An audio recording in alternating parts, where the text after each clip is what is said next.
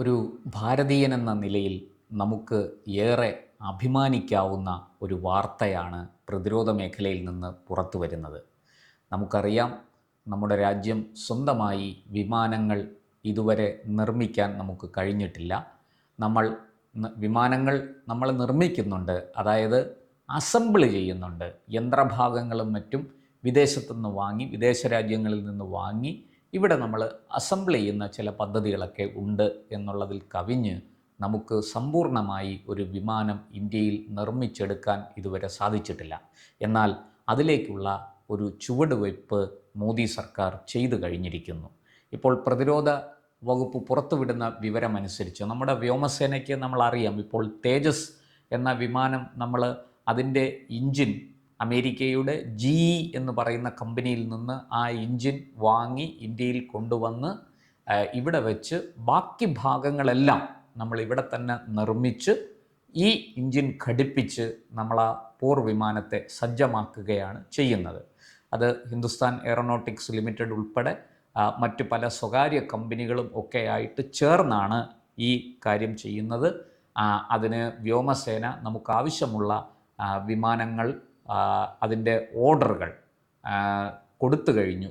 Hindustan aeronautics ലിമിറ്റഡിന് വിമാനങ്ങൾ നിർമ്മിച്ച് നമുക്ക് വ്യോമസേനയ്ക്ക് കൈമാറുന്ന ആ പ്രക്രിയ ആരംഭിച്ചു കഴിഞ്ഞിരിക്കുകയാണ്. ഇവിടെ ഇപ്പോൾ നമുക്ക് ഏറ്റവും പുതുതായിട്ട് വരുന്ന വിവരമനുസരിച്ച് 5ാം തലമുറ യുദ്ധവിമാനങ്ങൾ, ഈ 5ാം തലമുറ എന്നതുകൊണ്ട് ഉദ്ദേശിക്കുന്നത് സ്റ്റെൽത്ത് യുദ്ധവിമാനങ്ങളാണ്. റഡാറുകളുടെ കണ്ണിൽ പെടാതെ പറന്നു ചെന്ന് ശത്രുവിനെ ആക്രമിച്ച് നശിപ്പിക്കാൻ കഴിയുന്ന, ബോംബിംഗ് ചെയ്യാൻ കഴിയുന്ന 5ാം തലമുറ യുദ്ധവിമാനങ്ങൾ. അങ്ങനെയുള്ള 5ാം തലമുറയിൽപ്പെട്ട ഒരു യുദ്ധവിമാനം, അതിൻ്റെ പേര് അഡ്വാൻസ്ഡ് മീഡിയം കോമ്പാറ്റ് എയർക്രാഫ്റ്റ്. ഒന്നുകൂടെ ഞാൻ പറയാം, advanced medium Kombat aircraft, AMCA. അതിൻ്റെ നിർമ്മാണത്തിലേക്ക് കടക്കുകയാണ് നമ്മൾ. അതാണ് ഇവിടുത്തെ ഏറ്റവും ഇന്നത്തെ പ്രധാനപ്പെട്ട ഒരു വാർത്ത. അതാണ് ഞാൻ ആദ്യമേ പറഞ്ഞത്, ഒരു ഇന്ത്യക്കാരൻ എന്ന നിലയിൽ, ഭാരതീയൻ എന്ന നിലയിൽ നമുക്ക് തല ഉയർത്തിപ്പിടിച്ച് നിൽക്കാവുന്ന ഒരു സാഹചര്യത്തിലേക്ക് നമ്മൾ മുന്നേറിയിരിക്കുന്നു. ഇതിൻ്റെ വിശേഷങ്ങൾ എന്തൊക്കെയാണെന്ന് നമുക്ക് നോക്കാം. ഈ എയറോനോട്ടിക്കൽ ഡെവലപ്മെൻറ്റ് ഏജൻസി ഉണ്ട്, ADA. അവരാണ് ഇത് സംബന്ധിച്ച വിവരങ്ങളൊക്കെ കൈമാറുന്നത്. അവർ നൽകുന്ന വിവരങ്ങളനുസരിച്ച് ഇതിൻ്റെ ആദ്യ പ്രോട്ടോടൈപ്പ് 2028 അവസാനത്തോടെ പുറത്തിറങ്ങും. അതായത് ഇതിൻ്റെ ആദ്യ പരീക്ഷണ വിമാനം 2028 അവസാന നവംബർ ഡിസംബർ മാസങ്ങളിൽ സജ്ജമാകും, പരീക്ഷണത്തിന് സജ്ജമാകും എന്നാണ് അവർ നൽകുന്ന വിവരം. തുടർന്ന് 2031 5 പ്രോട്ടോടൈപ്പുകളും സജ്ജമാക്കും. ഇതിനകത്ത് 5 പ്രോട്ടോടൈപ്പാണ് ഉദ്ദേശിക്കുന്നത്. ആ 5 പ്രോട്ടോടൈപ്പും സജ്ജമാക്കും. ഇത് ഞാൻ വെറുതെ നമ്മളിങ്ങനെ പറഞ്ഞാൽ മനസ്സിലാകില്ല. എന്താണ് ഈ പ്രോട്ടോടൈപ്പ് എന്നുള്ളതിലേക്ക് ഞാൻ ചില കാര്യങ്ങൾ പറയാം. പൂർണ്ണമായ വിവരങ്ങൾ നമുക്കും ലഭ്യമല്ല. കാരണം ഇത് പ്രതിരോധ മേഖലയിലെ അത്യന്തം രഹസ്യമായി സൂക്ഷിക്കേണ്ട വിഷയങ്ങൾ ഇതിനകത്തുണ്ട്. അതുകൊണ്ട് തന്നെ അതിൻ്റെ സമ്പൂർണ്ണമായ വിവരങ്ങൾ ഒരിക്കലും നമ്മുടെ പ്രതിരോധ വിഭാഗം പുറത്തുവിടില്ല എന്ന് എല്ലാവർക്കും അറിവുള്ളതാണ്. ഇതിൻ്റെ ഭാഗമായി ഈ 5 പ്രോട്ടോടൈപ്പുകൾ, അതിലെ ഓരോന്നും പ്രത്യേക ലക്ഷ്യങ്ങളോടെയാണ് വികസിപ്പിക്കുന്നത്. അതുകൊണ്ട് തന്നെ ഈ വിമാനങ്ങൾ ഒരു കാരണവശാലും പരാജയപ്പെടില്ല. ഇത് ഒരു തരത്തിലും ഇതിൻ്റെ പരീക്ഷണ ഘട്ടം മുതൽ തന്നെ ഇതിൻ്റെ പ്രവർത്തന ക്ഷമത എന്ന് പറയുന്നത് ഒരിക്കലും പരാജയപ്പെടില്ല എന്നാണ് അധികൃതർ നൽകുന്ന വിവരം. അതായത് ഓരോ 9 മാസത്തെ ഇടവേളകൾ വെച്ചിട്ട് ഓരോരോ പ്രോട്ടോടൈപ്പായിട്ട് പുറത്തിറക്കും.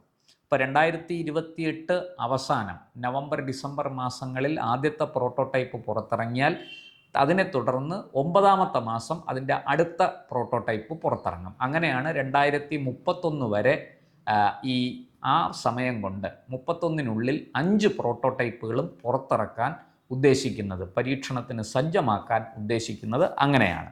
എന്തായാലും ഇതാണ് അതിൻ്റെ പ്ലാനിങ്. ഇതിൽ ആദ്യത്തെ 3 വിമാനങ്ങൾ, ആ വിമാനങ്ങളെ കൊടുത്തിരിക്കുന്ന മാനദണ്ഡങ്ങൾ എന്താണെന്ന് ഞാൻ പറയാം. വിമാനത്തിൻ്റെ പറക്കൽ ശേഷി, എയറോഡൈനാമിക്സ്, ഏവിയോണിക്സ്, എന്നിവയുടെ പരിശോധനയ്ക്കായിട്ടായിരിക്കും ഉപയോഗിക്കുക. അവസാനത്തെ 2 പ്രോട്ടോടൈപ്പുകളിലാണ് ആയുധങ്ങൾ ഘടിപ്പിക്കുക. അത് പിന്നീട് ആ ആയുധങ്ങൾ ഘടിപ്പിച്ചുകൊണ്ടുള്ള പരീക്ഷണ പറക്കൽ എന്ന് മാത്രമല്ല, ആ ആയുധങ്ങൾ പരീക്ഷണ പറക്കലിനിടയ്ക്ക് വിക്ഷേപിക്കുക. ഇത്തരം അതാണ് ഏറ്റവും സുപ്രധാനമായ 2 പരീക്ഷണങ്ങൾ. ആ പരീക്ഷണങ്ങൾ ഈ അവസാനത്തെ 2 പ്രോട്ടോടൈപ്പുകളിലേ ഉണ്ടാവുകയുള്ളൂ. ആദ്യം വിമാനം രൂപകൽപ്പന ചെയ്യുന്നു, എൻജിൻ ഘടിപ്പിക്കുന്നു, മറ്റ് അതിൻ്റെ ഭാഗങ്ങളെല്ലാം അസംബിൾ ചെയ്യുന്നു. അങ്ങനെ അസംബിൾ ചെയ്ത് അതിനെ പരീക്ഷണ പറക്കലിന് വിടുന്നു.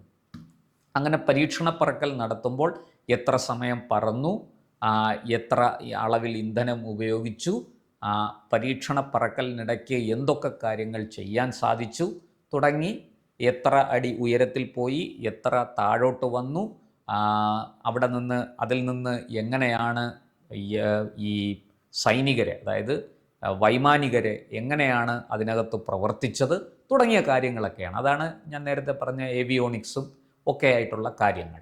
അത് കഴിഞ്ഞിട്ടാണ് ഈ ആയുധങ്ങൾ ഇതിൽ ഘടിപ്പിക്കുന്ന ആ 2 പ്രോട്ടോടൈപ്പുകൾ അവസാനം വരുന്നത്. ഇങ്ങനെയുള്ള സാങ്കേതിക പ്രശ്നങ്ങളൊക്കെയാണ് ഇതൊക്കെ. അങ്ങനെ 2031 ഇത് പരിപൂർണമായിട്ടും 5 പ്രോട്ടോടൈപ്പുകളും പൂർത്തിയാക്കി പരീക്ഷണം പൂർത്തിയാകും എന്നാണ് നമുക്ക് ഇപ്പോൾ കിട്ടിയിരിക്കുന്ന വിവരം. ആരാണ് ഈ വിമാനം നിർമ്മിക്കുക എന്നൊരു ചോദ്യമുണ്ട്. അതിനെ സംബന്ധിച്ച് വരുന്ന 3 മാസത്തിനുള്ളിൽ AMCA ഈ പദ്ധതിയുടെ നിർമ്മാണ പങ്കാളി, വ്യോമസേനയ്ക്ക് വേണ്ടിയിട്ട് വ്യോമസേന ഡയറക്റ്റായിട്ട് പോയിട്ട് വിമാനം നിർമ്മിക്കുകയല്ല ചെയ്യുന്നത്, ഹിന്ദുസ്ഥാൻ എയറോനോട്ടിക്സ് ലിമിറ്റഡ് പോലെയുള്ള കമ്പനികൾക്ക് കൊടുത്ത് അർദ്ധ സർക്കാർ സ്ഥാപനങ്ങളും സ്വകാര്യ സ്ഥാപനങ്ങളുണ്ട്. ഇപ്പോൾ ടാറ്റയ്ക്കൊക്കെ വിമാന നിർമ്മാണ വിഭാഗങ്ങളുണ്ട്. അവർക്കൊക്കെ കൊടുത്ത് അവരെ കൂടി ചേർത്തുകൊണ്ട്, അല്ലെങ്കിൽ ഈ പറയുന്നത് പോലെ ഇതിൻ്റെ നിരവധി സാങ്കേതിക ഭാഗങ്ങളുണ്ട്. ഇതൊക്കെ നിർമ്മിക്കുക പല കമ്പനികളായിരിക്കും. ടാറ്റ മാത്രമല്ല, ഈ പറഞ്ഞതുപോലെ GE ഉണ്ട്, അതുപോലെ മറ്റു പല കമ്പനികളുണ്ട്, സ്വദേശത്തും വിദേശത്തുമുള്ള. ഈ കമ്പനികളിൽ നിന്നെല്ലാം ഇതിൻ്റെ ഭാഗങ്ങൾ വാങ്ങി, സാങ്കേതിക ഭാഗങ്ങൾ വാങ്ങി, അത് അസംബിൾ ചെയ്ത് അത് കൂട്ടിയോജിപ്പിച്ച് വിമാനമാക്കി എടുക്കുന്നതായിരിക്കും രീതി. അപ്പോൾ അങ്ങനെ ആരാണ് ഇതിൻ്റെ നിർമ്മാണ പങ്കാളി എന്നുള്ളത് വരുന്ന 3 മാസത്തിനുള്ളിൽ തീരുമാനമെടുക്കും എന്നാണ് ഇപ്പോൾ പുറത്തു വരുന്ന വിവരം. അതുപോലെ തന്നെ വ്യോമസേന ഇതിനോടകം തന്നെ 40 AMCA മാർക്ക് 1 വിമാനങ്ങൾക്കായിട്ട് കരാർ ഉറപ്പിച്ചിട്ടുണ്ട്. ഈ വിമാനങ്ങളിൽ ജനറൽ ഇലക്ട്രിക്കലിൻ്റെ, ഞാൻ നേരത്തെ പറഞ്ഞു GE എന്ന കമ്പനി അമേരിക്കൻ കമ്പനിയാണ്, ജനറൽ ഇലക്ട്രിക്കലിൻ്റെ F414 എൻജിൻ ആണ് ഉപയോഗിക്കുക. നമ്മൾ തേജസ്സിൽ നമുക്കറിയാം GE ആണ് നമുക്ക് എൻജിൻ നൽകുന്നത്. GEയുമായിട്ട് 2008 മുതൽ നമ്മളൊരു കരാറിൽ ഏർപ്പെടാൻ ശ്രമിച്ചിട്ട് ഇപ്പോഴാണ് നമുക്ക് ആ കരാർ സാധ്യമായത്. ഏതാണ്ടൊരു 6 മാസങ്ങൾക്ക് മുമ്പാണ് ആ കരാറിൻ്റെ അന്തിമ ഘട്ടത്തിലേക്ക് എത്തി ആ കരാർ ഒപ്പിട്ട് GEയിൽ നിന്ന് നമുക്ക് എൻജിനുകൾ ലഭിച്ചു തുടങ്ങിയത് എന്നുള്ളത് അറിയാം. തേജസ്സിൻ്റെ ആദ്യ വിമാനം നമ്മൾ പുറത്തിറങ്ങി, 2ാം തലമുറ വിമാനം ഇറങ്ങി. അതൊക്കെ പല രീതിയിലുള്ള ഉപയോഗങ്ങൾക്കായിട്ട് ഇപ്പോൾ വ്യോമസേനയുടെ കൈവശമുണ്ട്.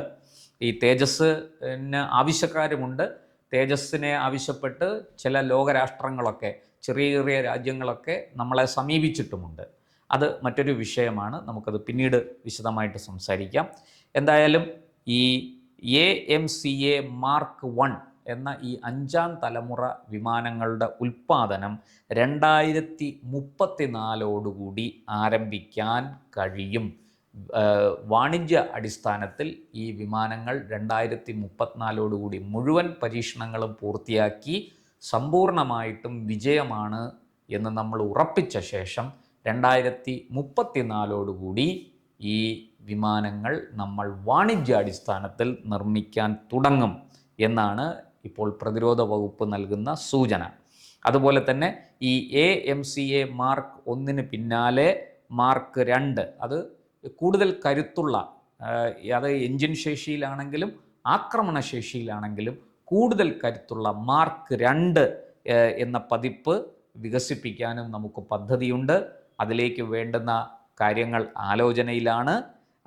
അതിന് ഫ്രാൻസുമായിട്ട് ചേർന്ന് നമ്മൾ ചില പദ്ധതികൾ ആവിഷ്കരിക്കുന്നുണ്ട്. അതിനുള്ള എൻജിൻ ഫ്രാൻസുമായിട്ട് ചേർന്നായിരിക്കും വികസിപ്പിക്കുക. അതിൻ്റെ കൂടുതൽ വിവരങ്ങൾ DRDOയോ അല്ലെങ്കിൽ പ്രതിരോധ വിഭാഗമോ ഒന്നും പുറത്തുവിട്ടിട്ടില്ല. 120 കിലോ ന്യൂട്ടൺ ശേഷിയുള്ള എൻജിൻ നമ്മൾ വികസിപ്പിക്കും എന്ന് മാത്രമേ അവർ പറയുന്നുള്ളൂ. അത് ഏതാണ്ട് 80 AMCA Mark II വിമാനങ്ങൾ, അത് 80 എണ്ണം വ്യോമസേന വാങ്ങാനാണ് ആലോചിക്കുന്നത്. അതിൻ്റെ ഉൽപ്പാദനവും 2036 ശേഷം വാണിജ്യാടിസ്ഥാനത്തിൽ ആരംഭിക്കും എന്നാണ് ഇപ്പോൾ നമുക്ക് ലഭിച്ചിരിക്കുന്ന സൂചനകൾ. ഇന്ത്യൻ വ്യോമസേന അതിൻ്റെ കരുത്ത് ഓപ്പറേഷൻ സിന്ദൂരിലടക്കം പ്രകടിപ്പിച്ചതാണ്. മുമ്പ് കാർഗിൽ യുദ്ധത്തിലും ഒക്കെ നമ്മുടെ സൈനിക കരുത്ത് എന്താണെന്ന് ലോകത്തിന് മനസ്സിലായിട്ടുണ്ട്. ഇവിടെ ഇപ്പോൾ ഈ പറയുന്നത് പോലെ ഏറ്റവും പുതിയ 5ാം തലമുറ യുദ്ധ വിമാനങ്ങൾ അമേരിക്ക, റഷ്യ, ചൈന തുടങ്ങിയ രാജ്യങ്ങളുടെ കൈവശം മാത്രമേ അതിൻ്റെ ടെക്നോളജി ഉള്ളൂ. ഇപ്പോൾ ആ സാങ്കേതിക വിദ്യ നമുക്കും കൂടി കരഗതമാകാൻ പോകുന്നു ഏതാനും വർഷങ്ങൾക്കുള്ളിൽ. ഈ 2028 മുതൽ 2031 വരെ എന്ന് നമ്മൾ സമയം പറഞ്ഞെങ്കിലും ഒരു പക്ഷേ അതിന് മുമ്പ് തന്നെ ഈ ഒരു കാര്യത്തിൽ നമ്മൾ ലക്ഷ്യസ്ഥാനത്ത് എത്തുമെന്ന് പ്രതീക്ഷിക്കാം. കാരണം അത്ര വേഗത്തിലാണ് നമ്മുടെ പ്രതിരോധ വിഭാഗവും DRDOയും ഒക്കെ ചേർന്ന് മുന്നോട്ട് പോകുന്നത്. അതുകൊണ്ട് തന്നെ ഈ നരേന്ദ്രമോദി, നമ്മുടെ പ്രധാനമന്ത്രി നരേന്ദ്രമോദി മുന്നോട്ട് വെച്ച ആത്മനിർഭർ ഭാരത് എന്ന ആ ഒരു പദ്ധതിയിൽ പെടുത്തിയാണ് ഇത് പല കാര്യങ്ങളും നടക്കുന്നത്. ഇവിടെയും അതുതന്നെയാണ്. അതുകൊണ്ട് നമുക്ക് അഭിമാനിക്കാം. വ്യോമസേനയുടെ കരുത്ത് വർദ്ധിക്കുന്നതിൽ മാത്രമല്ല, വിമാന നിർമ്മാണത്തിലും ഇന്ത്യ മേൽക്കൈ നേടുന്നു. അവിടെയും സ്വയം പര്യാപ്തമായ ഒരു സാഹചര്യത്തിലേക്ക് നമ്മൾ വളരുന്നു എന്നുള്ളതാണ് എടുത്തു പറയേണ്ടത്. ഇന്നിപ്പോൾ എഞ്ചിനുകൾ നമ്മൾ വിദേശത്തുനിന്ന് വാങ്ങുന്നു. പക്ഷെ വൈകാതെ എഞ്ചിനുകൾ നമുക്ക് ഇന്ത്യയിൽ തന്നെ നിർമ്മിച്ചെടുക്കാൻ സാധിക്കും, ഉൽപ്പാദിപ്പിക്കാൻ സാധിക്കും. അതിനു വേണ്ടുന്ന ഒരു സാങ്കേതിക വിദ്യ നേടാനാണ് ഇപ്പോൾ നമ്മുടെ രാജ്യം ശ്രമിച്ചുകൊണ്ടിരിക്കുന്നത്. വൈകാതെ അത് നമുക്ക് സ്വന്തമാക്കാൻ കഴിയുമെന്നാണ് പ്രതീക്ഷ. എന്തായാലും 140 കോടി ജനങ്ങൾക്ക്, 145 കോടി ജനങ്ങൾക്ക് തല ഉയർത്തി അഭിമാനത്തോടെ പറയാം, എൻ്റെ രാജ്യം എല്ലാ കാര്യത്തിലും എല്ലാ മേഖലയിലും ഇതാ മുന്നേറിക്കഴിഞ്ഞിരിക്കുന്നു എന്ന്. കൂടുതൽ വാർത്തകളും വിശേഷങ്ങളും നേരിട്ട് ലഭിക്കാൻ ജനങ്ങളിൽ നിന്ന് ജനങ്ങളിലേക്ക് ജനഭൂമി ന്യൂസ് സബ്സ്ക്രൈബ് ചെയ്യൂ. ബെൽ ബട്ടൺ അമർത്താനും മറക്കരുത്.